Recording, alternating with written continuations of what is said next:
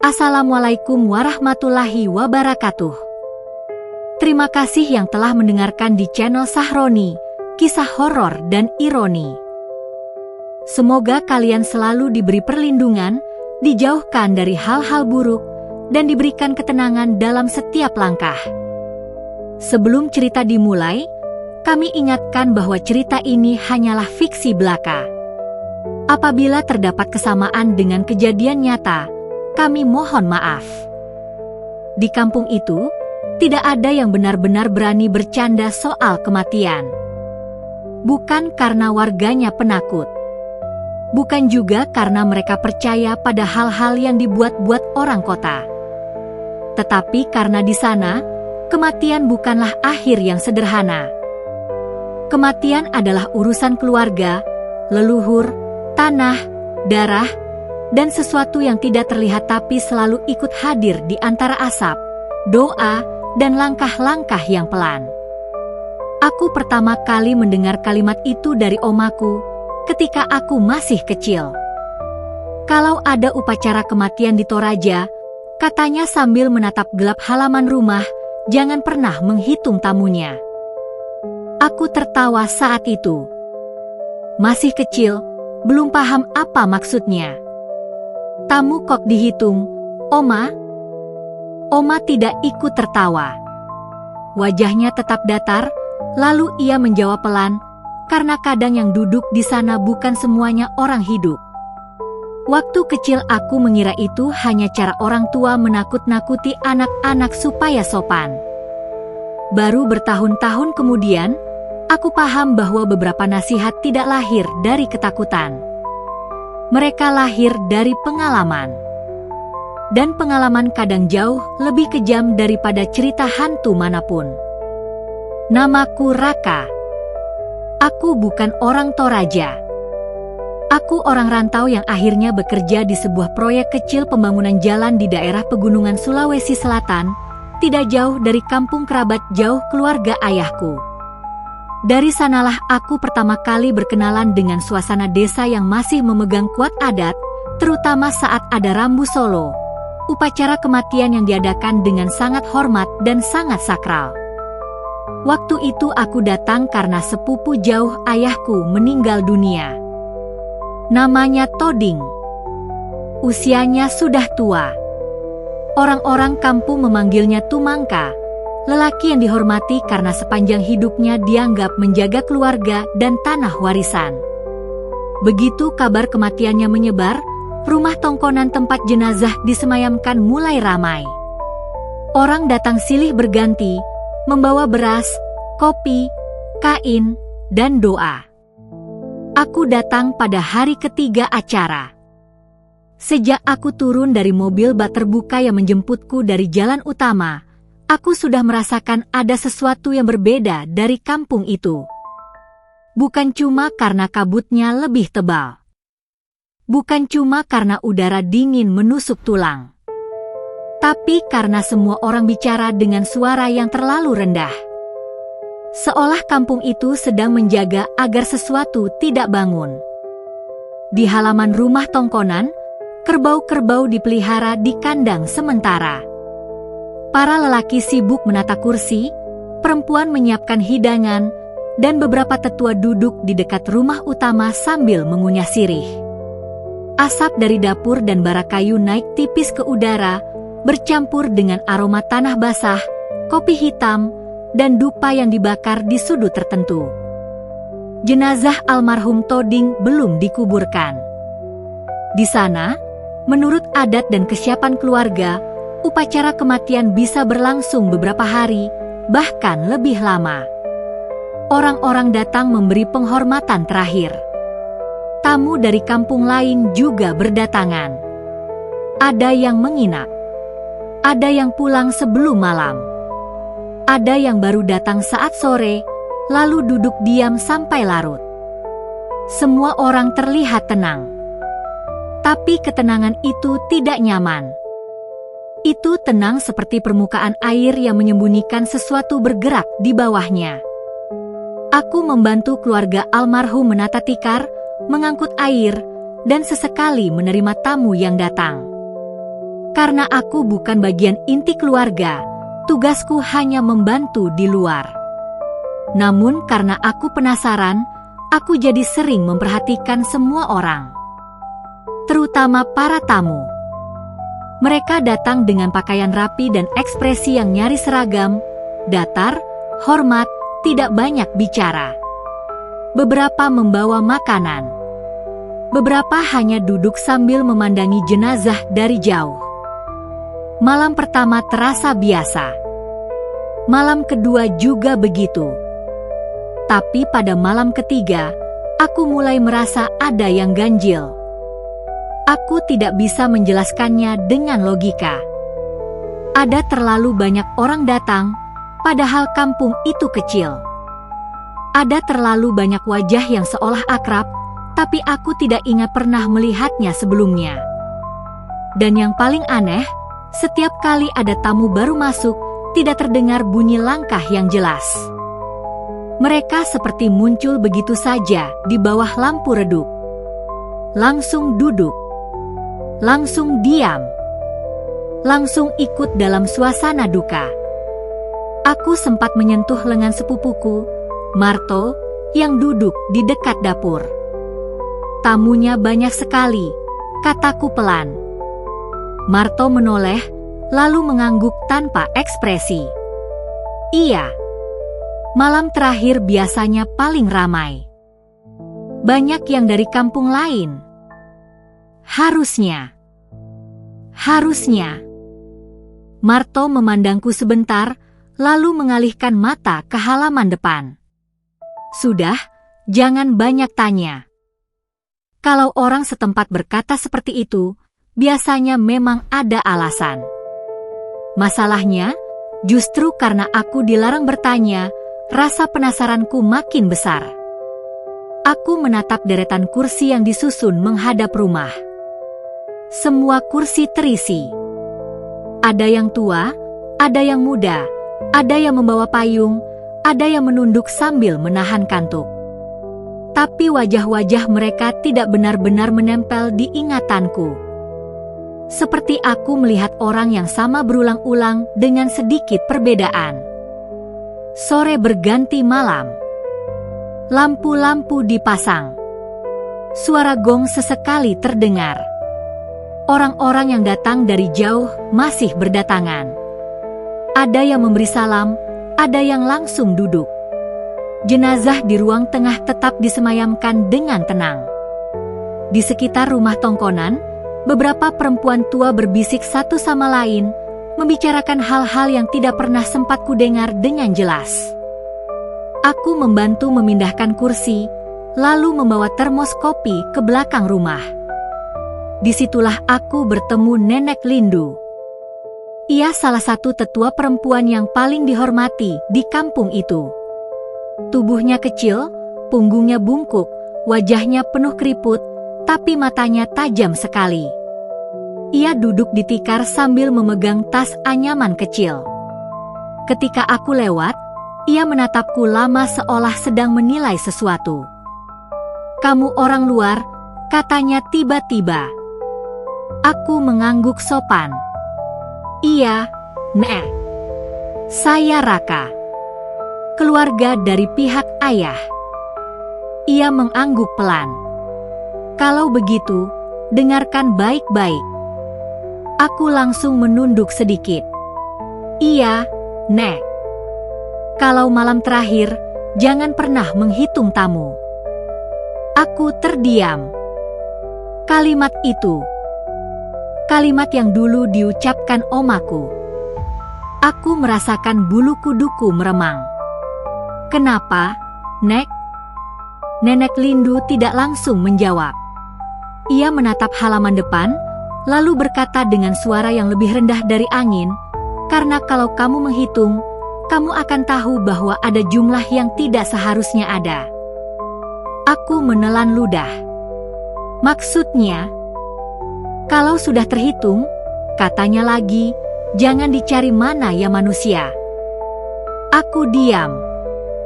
Karena kata-katanya terdengar terlalu mirip dengan nasihat lama yang dulu pernah aku dengar di rumah. Sebelum aku sempat bertanya lagi, Nenek Lindu sudah memalingkan wajah. "Pergi bantu dapur," katanya. "Dan jangan lihat mereka terlalu lama." Aku menurut. Tapi rasa penasaran itu justru menempel lebih kuat dari bau asap dan kopi yang lengket di baju. Malam makin larut. Tamu masih berdatangan. Aku mulai memperhatikan cara mereka masuk. Tidak ada yang terlihat tergesa. Tidak ada yang mengetuk pagar. Tidak ada yang memanggil dari luar. Mereka hanya muncul di bawah cahaya lampu, lalu perlahan berjalan ke kursi kosong. Beberapa di antara mereka membawa kain hitam. Beberapa memakai sarung tua. Sebagian berambut basah seperti habis melewati kabut. Ada seorang lelaki tua bertubuh sangat kurus dengan topi lebar yang tidak pernah ia lepas. Ada perempuan muda berkulit pucat dengan wajah tertutup sebagian oleh rambut panjang. Ada seorang anak kecil yang duduk diam tanpa pernah sekalipun menoleh. Aku mengira mereka keluarga jauh. Sampai aku melihat sesuatu yang membuat dadaku langsung dingin. Anak kecil itu tidak berkedip. Aku menatapnya cukup lama. Ia duduk tegak dengan kaki menggantung, tangan di pangkuan, wajahnya menunduk sedikit. Dari tempatku berdiri, aku bisa melihat pipinya yang terlalu putih. Aku memanggil Marto pelan. "Yang itu anak siapa?" Marto menoleh sekilas ke arah yang kutunjuk. Wajahnya langsung berubah. Bukan kaget, bukan takut, tapi seperti orang yang baru sadar ia telah melakukan kesalahan besar. "Jangan tunjuk," bisiknya. "Kenapa?" "Jangan tunjuk." Aku masih belum paham. "Siapa dia?" Marto menatapku dengan mata gelisah. Aku juga tidak tahu. "Lalu kenapa dia di sini?" Aku bilang jangan tunjuk. Aku menahan napas. Aku kembali menoleh ke tempat anak itu duduk. Kursi kosong. Anak kecil itu hilang. Aku cepat-cepat berdiri. Marto menarik lenganku kuat. "Sudah. Jangan cari. Baru saja ada di sana." "Raka." Suara Marto sangat tegas sampai aku terdiam. "Jangan bikin masalah di rumah duka." Aku memandangnya. "Kamu lihat, kan? Anak itu duduk di sana." Marto terdiam lama. Lalu dia berkata pelan, nyaris tanpa suara, "Kalau kamu lihat sendiri, jangan jawab kalau nanti ada yang bertanya." Aku ingin bertanya lagi, tapi tiba-tiba gong dipukul dari depan rumah. Semua orang menoleh. Beberapa tamu yang tadi duduk mulai bergerak perlahan seperti terbangun dari lamunannya. Nenek Lindu berdiri. Perempuan tua itu memandang ke halaman lalu berkata, "Malam sudah semakin tua." Kalimat itu membuat semua orang kembali tenang. Seolah sesuatu memang sedang menghitung sisa waktu. Aku membantu di belakang sampai lewat tengah malam. Tubuhku capek, tapi mataku justru makin sulit terpejam. Ada rasa sesak yang sejak tadi tidak hilang. Setiap kali aku melangkah di antara para tamu, aku merasa seperti melewati barisan orang yang menahan napas. Semakin lama, aku semakin yakin jumlah mereka terlalu banyak. Bukan hanya banyak untuk ukuran kampung kecil, tapi juga terlalu rapi. Aku mulai memperhatikan kursi satu persatu. 1, 2, 3, 4, 5. Lalu berhenti. Aku mengejek diriku sendiri dalam hati. Kenapa aku malah ikut memikirkan larangan itu? Namun rasa penasaran sudah terlanjur menang. Aku melanjutkan hitungan dengan sangat hati-hati, pura-pura sedang membereskan tikar. Dari tempatku berdiri, Aku menghitung kepala-kepala yang duduk berjajar menghadap rumah. Ada yang menunduk, ada yang menatap kosong ke depan, ada yang menggenggam tangan sendiri. 1, 2, 3, 4, 5, 6, 7, 8, 9, 10. Aku terus menghitung. 20, 25, 30, 38, 41, 47, 50. Aku hampir selesai saat sesuatu dalam dadaku terasa jatuh. Karena dari hitungan itu, jumlah orang yang duduk jauh lebih banyak daripada kursi yang tersedia. Aku langsung melihat sekeliling. Kursi yang ada jelas tidak sebanyak itu. Tapi semua orang tetap duduk tanpa ada yang berdiri. Aku berkeringat dingin. Aku ulang hitungannya. Hasilnya sama.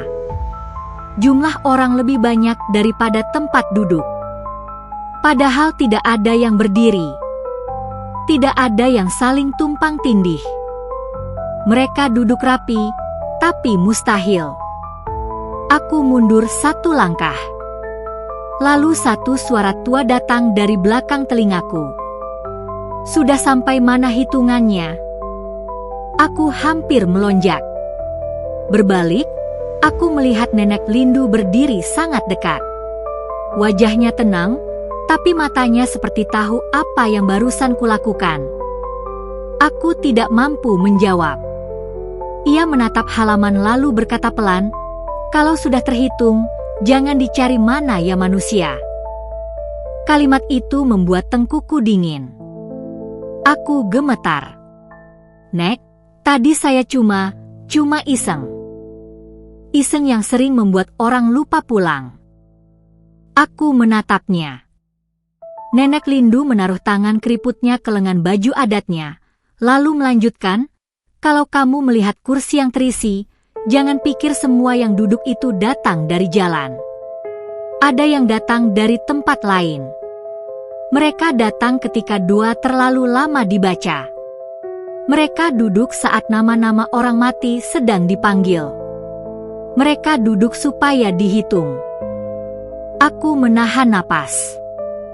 Mungkin karena ekspresiku sangat jelas, Nenek Lindu menambahkan, "Tapi kalau kamu sudah tahu, jangan panik. Jangan menunjukkan bahwa kamu takut." Kenapa? Karena yang menunggu ketakutan itu lebih cepat datang. Aku tidak tahu harus membalas apa.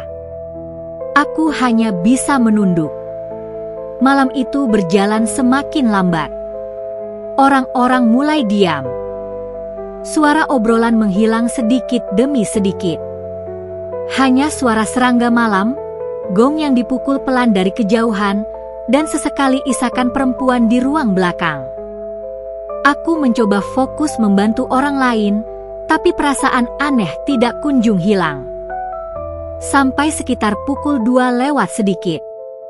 Aku sedang mengangkat termos air panas ketika kulihat seseorang berdiri di ambang pintu rumah tongkonan. Seorang perempuan. Pakaiannya putih pudar. Rambutnya panjang dan jatuh menutupi sebagian wajah. Ia berdiri diam, tidak masuk, tidak keluar. Aku memperhatikannya cukup lama. Perempuan itu kemudian menoleh ke arahku. Jantungku seperti berhenti. Aku melihat wajahnya. Wajah yang pucat, sangat pucat, dengan mata yang redup seperti tidak pernah tidur. Aku tidak mengenalnya. Namun ia tersenyum. Bukan senyum ramah. Senyum yang terlalu lama ditahan, senyum orang yang tahu sesuatu tentang kita, tapi kita tidak tahu apapun tentang dia. Aku melangkah mundur. Perempuan itu mengangkat satu jarinya ke bibir. "Jangan bicara," bisiknya. Suara itu tipis, tetapi jelas. Lalu, sebelum aku bisa bergerak, ia menghilang. Aku panik dan langsung memanggil Marto. Marto. Ia datang dari belakang dengan wajah tegang. Ada apa? Ada perempuan di pintu. Marto memandang ke arah yang kutunjuk. Kosong. Tidak ada siapa-siapa. Aku lihat jelas. Raka. Suaranya turun. Kalau kamu mulai lihat yang tidak dilihat orang lain, kamu harus diam. Jangan bicara begitu.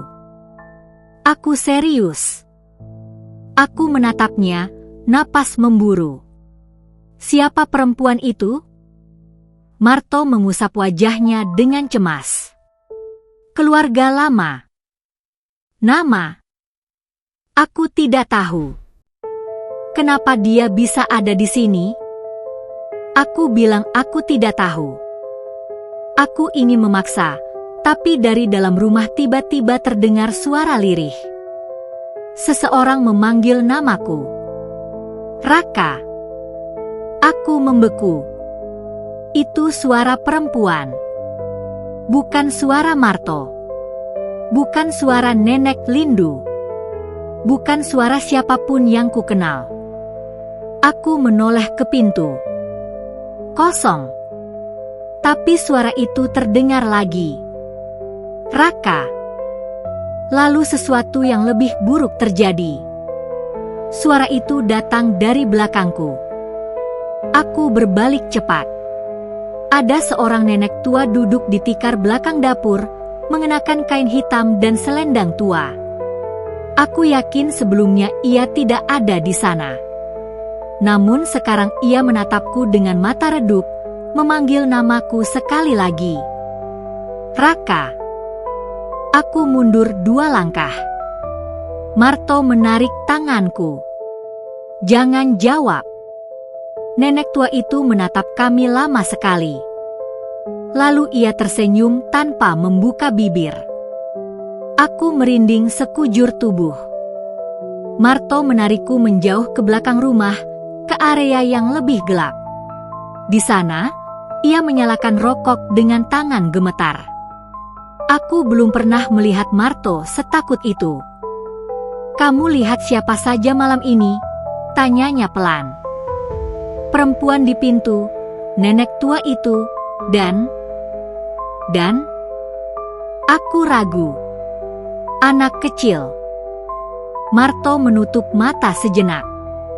Oh, Tuhan. Aku langsung menangkap perubahan wajahnya. Kamu tahu sesuatu.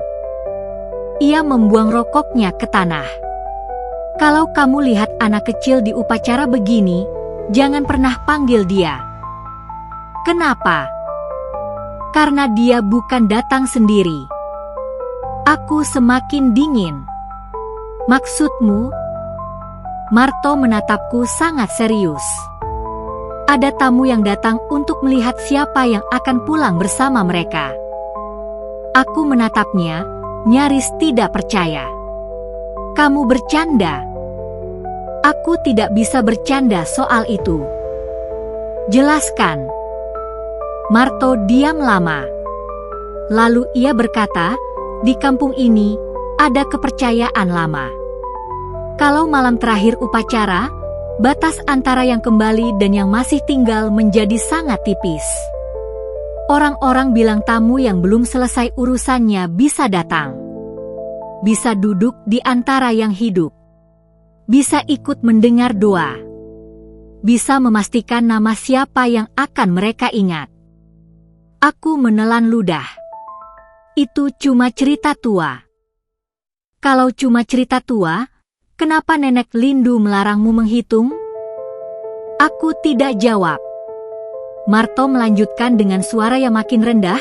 Orang bilang, kalau kita menghitung jumlah tamu sampai lengkap, kita akan sadar ada satu kursi yang tidak kosong meskipun tidak ada orang terlihat. Kursi itu biasanya untuk tamu terakhir. Setelah itu, yang duduk di kursi itu akan mencari jalan pulang lewat orang yang melihatnya. Aku menatapnya lekat-lekat. Kali ini aku benar-benar takut. Jadi, kataku, jangan-jangan orang-orang yang tadi. Marto menggeleng cepat. Jangan lanjutkan. Tapi perempuan di pintu. Sudah. Apa? Jangan memikirkan mereka sebagai siapapun. Jangan beri mereka tempat di kepalamu. Kata-kata itu kedengaran gila, tapi justru karena gila, aku merasa ada benarnya. Aku menutup mulut dan memaksakan diri kembali ke area depan. Namun sejak saat itu, semuanya berubah. Aku tidak lagi merasa sedang membantu keluarga berduka. Aku merasa sedang berada di sebuah ruangan besar yang dipenuhi tamu tanpa identitas, dan aku kebetulan adalah satu-satunya orang yang sadar bahwa sebagian dari mereka tidak bernapas seperti manusia. Sekitar pukul 3 dini hari, hujan rintik mulai turun. Angin membawa kabut lebih tebal ke halaman. Para tamu tetap duduk. Mereka bahkan tidak bergeser sedikit pun saat air mulai mengenai tikar di pinggir halaman. Dari kejauhan, bunyi tongkat terdengar. "Ok, tok, tok."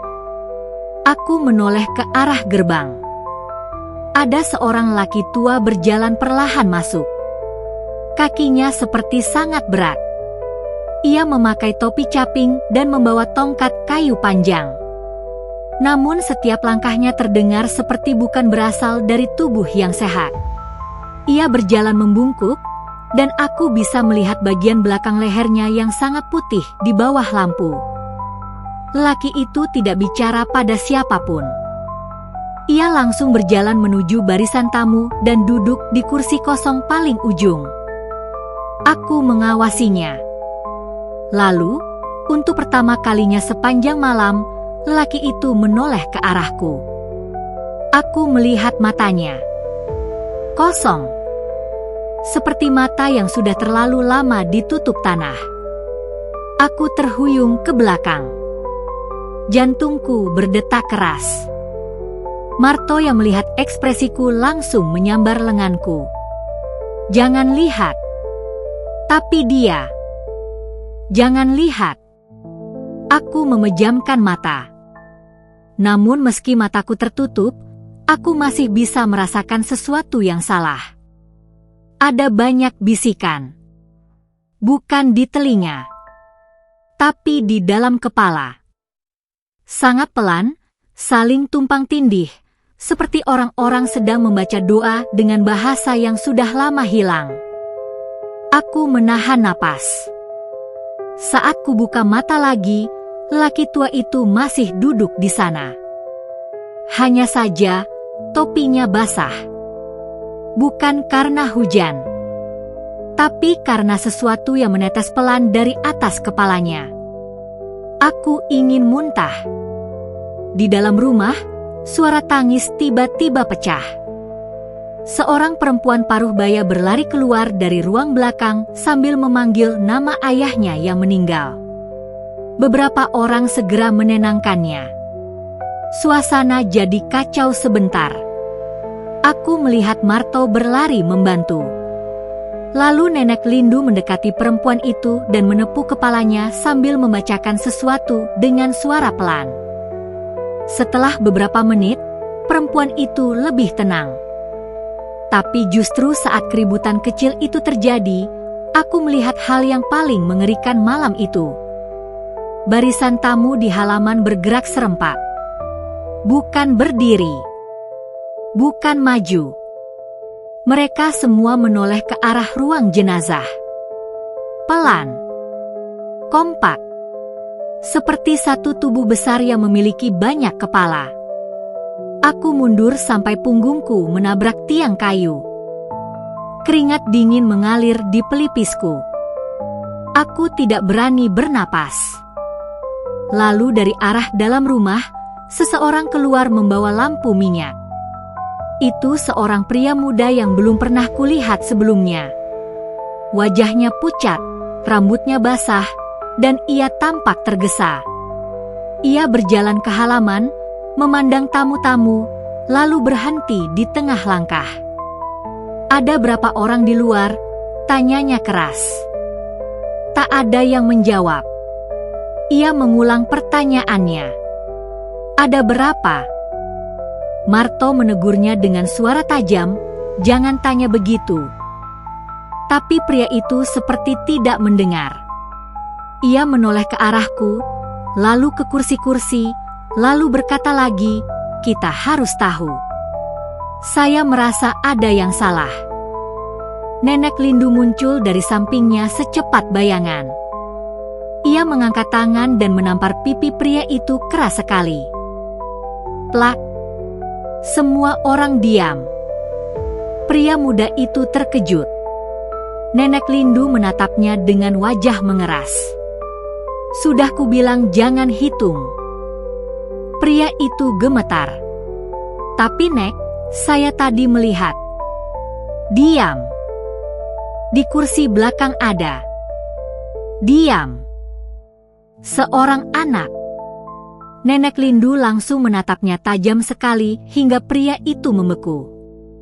"Kalau kamu sudah lihat, jangan sebut," katanya dingin. "Kamu mau mereka tahu kamu memperhatikan?"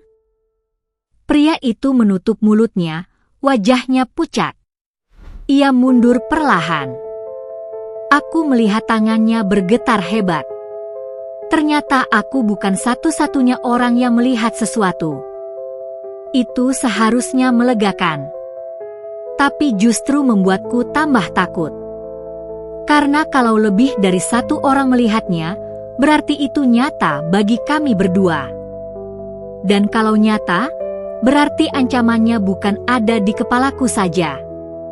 Malam terus berjalan. Namun tidak lagi terasa seperti malam yang biasa.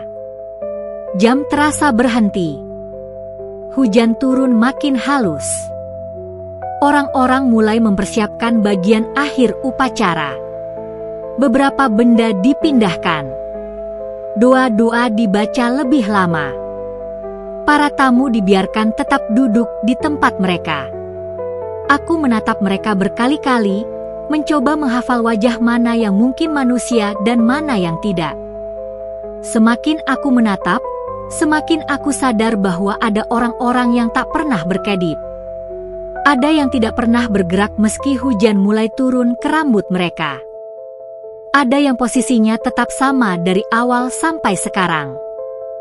Bahkan ada satu lelaki yang sejak tadi memegang cangkir kopi, tapi kopi itu tidak pernah berkurang.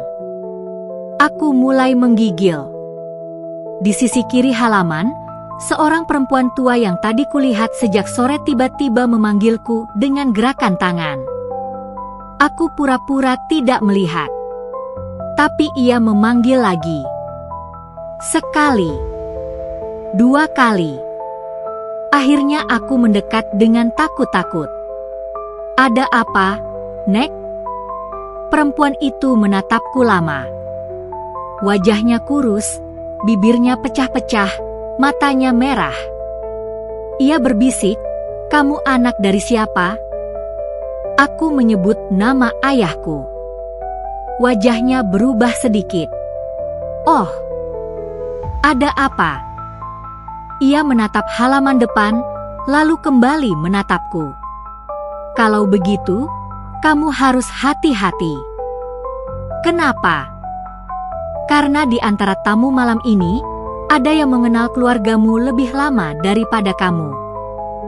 Aku membeku. "Siapa?" Perempuan tua itu mengangkat telunjuknya, tetapi kemudian berhenti.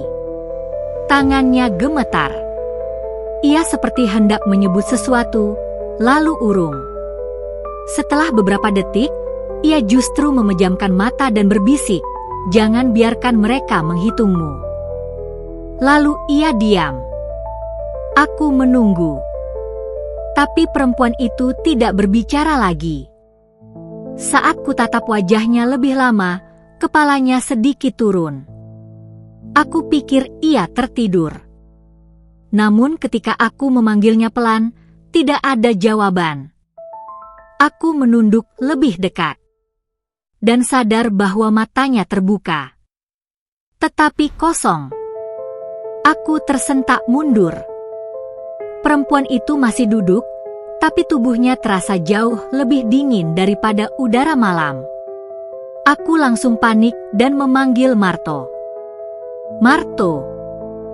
Ia datang berlari. Begitu melihat perempuan tua itu, wajahnya langsung pucat. Dia kenapa? Dia tadi bicara padaku, terus. Marto memeriksa denyut di lehernya, lalu menggeleng pelan. Sudah lewat. Apa? Jangan sentuh dia. Aku semakin panik. Maksudmu meninggal?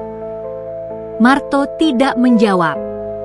Ia hanya menatapku dengan mata yang penuh ketakutan. Aku mundur, hampir terjatuh.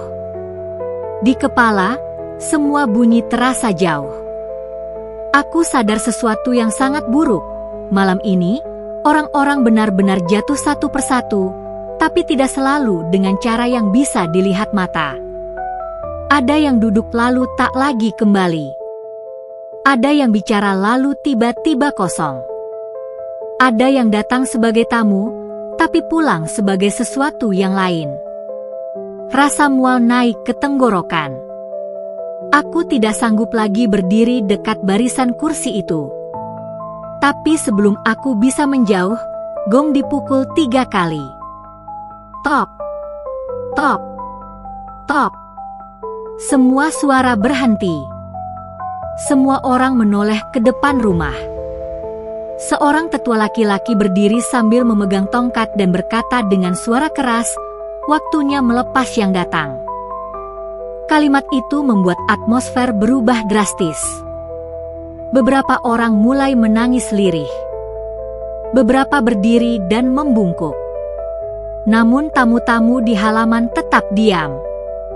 Tetua itu mulai membaca doa dan nama-nama keluarga.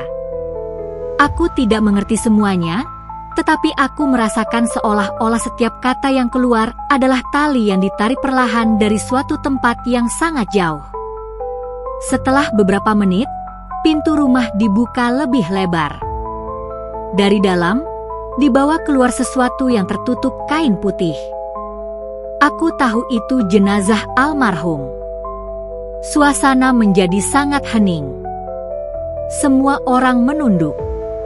Aku pun ikut menunduk, merasa air mata tiba-tiba muncul entah dari mana. Mungkin karena ketegangan, mungkin karena rasa hormat, mungkin juga karena takut. Lalu aku mendengar sesuatu. Sangat pelan. Bukan dari orang di depan. Bukan dari belakang. Tapi dari kursi paling ujung. Suara kursi digeser. Sreek. Aku mengangkat kepala sedikit. Dan aku melihat lelaki tua bertopi yang tadi masuk lewat hujan kini berdiri di belakang kursinya. Ia menatap peti jenazah. Lalu, tanpa suara, ia menoleh ke arahku. Aku bisa melihat jelas wajahnya sekarang. Kulitnya seperti terlalu lama direndam air. Mata hitamnya tidak memantulkan cahaya. Bibirnya robek sedikit di satu sudut, seperti senyumnya pernah dipaksa. Lelaki itu mengangkat tangan, lalu menunjuk ke arahku. Tangan itu sangat kaku. Namun jarinya jelas mengarah tepat padaku. Aku membeku. Napas seolah berhenti. Di sekelilingku, tidak ada yang bereaksi. Seolah hanya aku yang melihatnya. Lelaki itu kemudian membuka mulut dan memanggil namaku.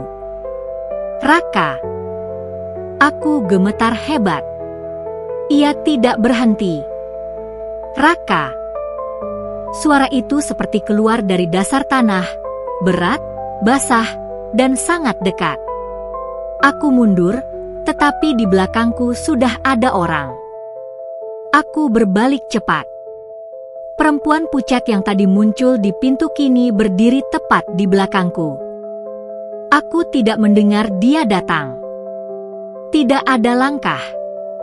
Tidak ada suara kain. Ia berdiri sangat dekat, menunduk sedikit, lalu berbisik, "Kamu sudah menghitung." Aku hampir jatuh. Marto memegang bahuku. "Raka, jangan balas." "Apa yang harus kulakukan?" Nenek Lindu muncul di antara kami seperti muncul dari asap. Wajahnya tidak lagi tenang. Kini tampak sangat serius. "Masuk," katanya. "Apa?" "Masuk ke dalam rumah. Sekarang." Aku tidak mengerti, tapi karena aku sudah terlalu takut untuk berpikir, aku mengikuti. Nenek Lindu dan Marto membawaku ke ruang belakang, ke sebuah kamar kecil yang biasanya dipakai menyimpan perlengkapan adat. Pintu ditutup rapat. Di dalam hanya ada satu lampu minyak kecil dan bau kayu tua. Aku terengah-engah. "Jelaskan sekarang," kataku nyaris menangis. "Apa yang barusan terjadi?" Nenek Lindu menatapku cukup lama. Lalu ia duduk perlahan. "Ada yang datang malam ini," katanya. "Siapa?" "Bukan siapa." "Apa?" Aku menelan ludah. Marto duduk di lantai, kepalanya tertunduk. Nenek Lindu melanjutkan, "Malam terakhir upacara selalu membuka jalan untuk banyak hal. Tapi jika ada orang yang menghitung tamu sampai selesai, ia seperti mengundang perhatian pada jumlah itu sendiri. Aku cuma menghitung. Di tempat ini, hitungan bukan cuma angka. Aku memandangnya." Nenek Lindu mengeluarkan seutas benang hitam dari saku selendangnya. "Kalau kamu menghitung tamu, kamu sedang menyusun tempat duduk mereka. Dan kalau kursi mereka sudah tersusun di pikiranmu, mereka akan tahu kamu bisa melihat." Aku menggigil. "Lalu kenapa mereka datang ke saya?" "Karena kamu yang pertama sadar." "Lalu?" Nenek Lindu diam beberapa detik. "Karena yang pertama sadar biasanya dipilih untuk mengingat." "Diingat oleh siapa?" Ia menatap pintu. Tidak menjawab. Namun tatapannya sudah cukup membuatku tahu bahwa pertanyaanku tadi seharusnya tidak perlu diajukan. Di luar, suara langkah orang mulai terdengar mondar-mandir. Suara lirih doa, tangis, dan gong masih saling bersahutan. Aku duduk terpaku di lantai, memeluk lutut, merasa seperti anak kecil lagi. Marto menatapku dengan wajah pucat. "Kamu tadi lihat lelaki tua bertopi itu?" Aku mengangguk pelan. "Berapa kali?"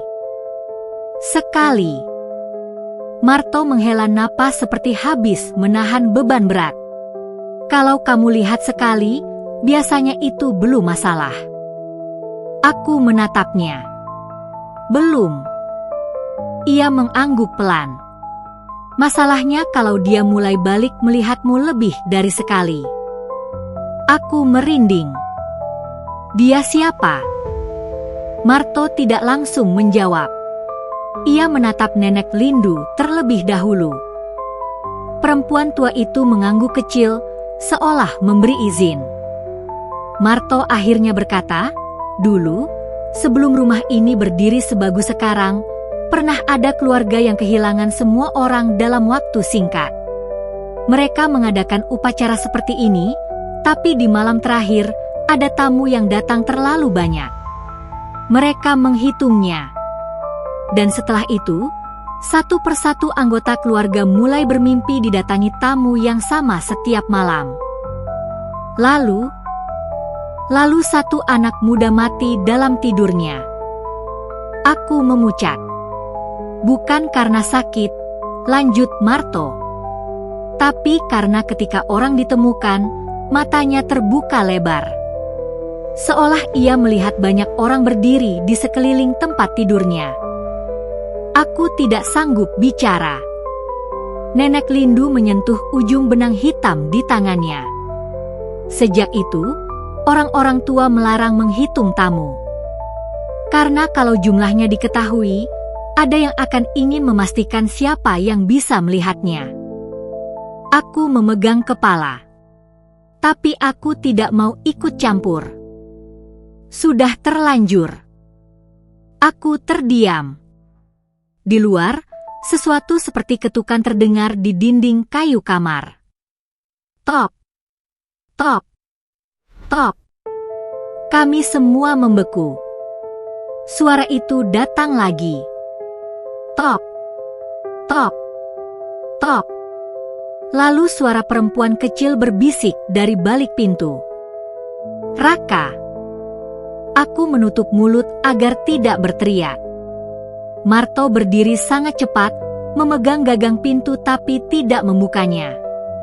Nenek Lindu mengangkat tangan, menyuruh kami diam. Suara di luar berubah. Sekarang terdengar lebih dari satu orang. Ada bisikan. Ada tawa kecil yang pendek sekali. Ada langkah yang berhenti tepat di depan kamar. Lalu suara lelaki tua itu terdengar lagi. Sudah dihitung. Nenek Lindu menutup mata. Aku menggigil hebat. Suara itu mengulang lagi. Sudah dihitung.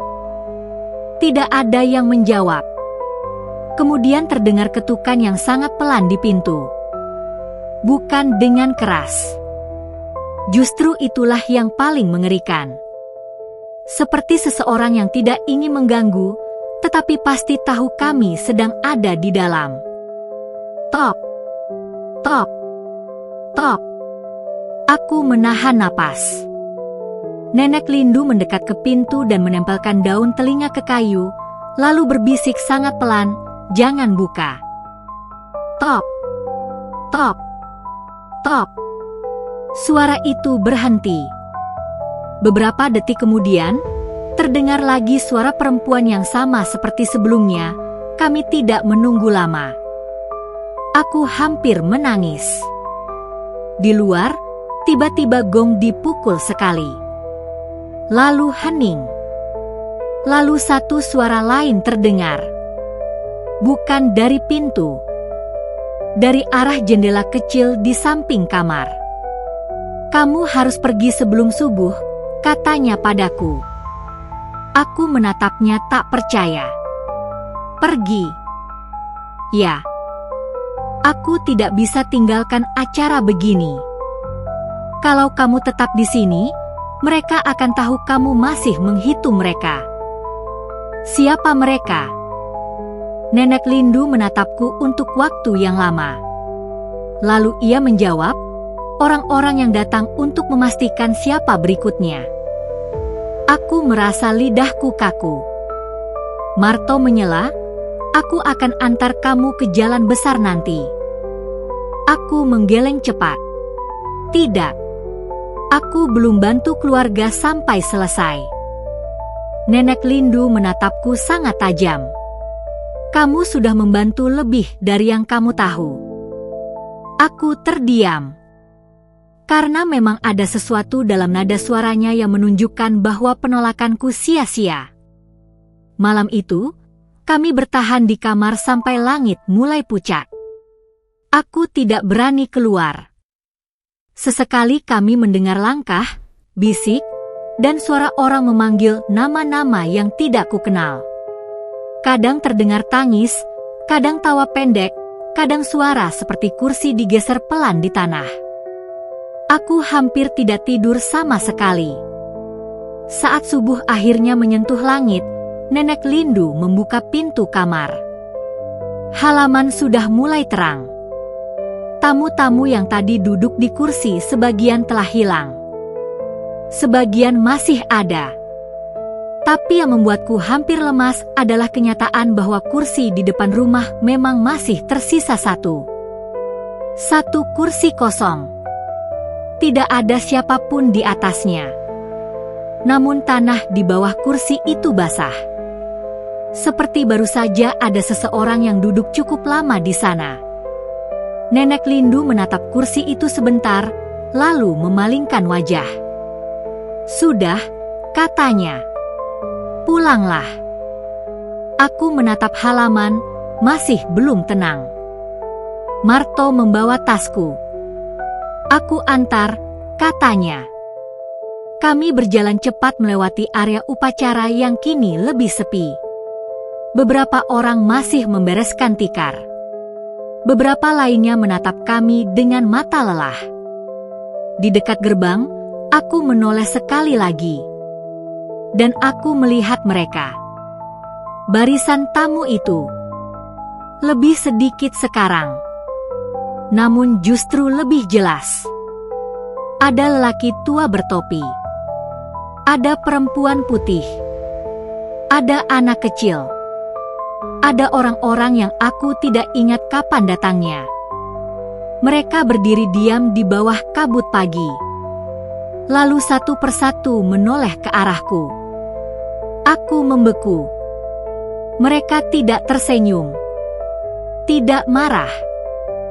Hanya menatap. Seolah memastikan aku sudah belajar sesuatu.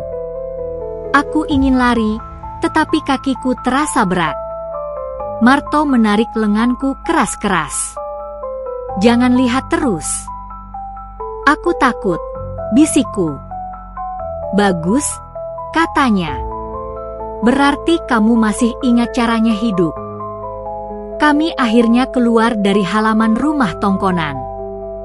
Begitu melewati gerbang bambu, aku langsung merasa udara sedikit lebih ringan. Namun ketenangan itu belum selesai. Karena saat kami berjalan menyusuri jalan tanah menuju kendaraan, aku mendengar suara sangat pelan di belakangku. "Raka." Aku menoleh refleks. Tidak ada siapa-siapa di jalan. Hanya kabut pagi, pohon-pohon, dan sunyi. Marto langsung memegang pundakku. "Jangan jawab." Aku mengangguk, gemetar. Kami terus berjalan. Sampai tiba di jalan utama, aku berbalik sekali lagi ke arah kampung. Dari kejauhan, rumah tongkonan tampak kecil dan tenang. Seolah semalam tidak terjadi apa-apa. Seolah semua ketakutan itu hanya mimpi di antara asap dan doa. Aku naik ke mobil dengan tubuh lemas. Saat mobil bergerak, aku melihat Nenek Lindu berdiri di kejauhan. Ia tidak melambaikan tangan. Ia hanya berdiri sambil memandang jalan, wajahnya tak terbaca. Namun di sampingnya, aku melihat sesosok kecil berdiri diam. Anak kecil itu, yang tadi malam menghilang dari kursi. Aku terlonjak dan menoleh cepat. Tapi saat ku balik lagi, sosok itu sudah tidak ada. Aku langsung menunduk, keringat dingin mengucur. Marto yang duduk di sebelahku melihat wajahku dan hanya berkata pelan, "Jangan hitung lagi." Aku tidak menjawab. Karena bahkan sekarang pun, aku masih bisa merasakan ada sesuatu yang ikut pulang bersama kami. Bukan di kursi. Bukan di bagasi. Tapi di belakang mata. Malam-malam setelah itu, aku sering terbangun pukul 2 atau 3 dini hari tanpa sebab. Kadang aku merasa mendengar langkah di luar kamar. Kadang aku merasa ada orang duduk di tepi ranjang. Dan beberapa kali, saat aku memejamkan mata, aku melihat barisan tamu duduk dalam gelap, menunggu sesuatu yang tidak bisa kusebutkan. Aku tidak pernah lagi datang ke upacara seperti itu sendirian. Aku juga tidak pernah lagi menghitung kerumunan di rumah duka. Karena sampai sekarang aku masih ingat satu hal yang Nenek Lindu katakan sebelum aku pulang. Kalau malam terakhir tiba, bukan cuma keluarga yang datang untuk berduka. Ada juga yang datang untuk mencari jalan pulang. Dan kalau kamu terlalu lama menghitung mereka, mereka akan menghitungmu balik. Sejak hari itu, aku paham kenapa di kampung itu orang-orang tua selalu menunduk saat tamu malam datang. Kenapa mereka tidak pernah menatap barisan kursi terlalu lama? Kenapa mereka selalu memastikan doa selesai sebelum semua lampu dipadamkan? Karena di beberapa tempat, kematian bukan hanya soal yang pergi, tapi juga soal siapa yang masih ingin ikut duduk. Dan sampai hari ini, setiap kali aku mendengar suara kursi bergeser pelan di malam hari, aku selalu teringat satu hal. Tidak semua tamu di upacara kematian itu masih hidup. Terima kasih banyak sudah mendengarkan cerita sampai selesai. Sampai jumpa pada cerita-cerita kami selanjutnya. Assalamualaikum warahmatullahi wabarakatuh.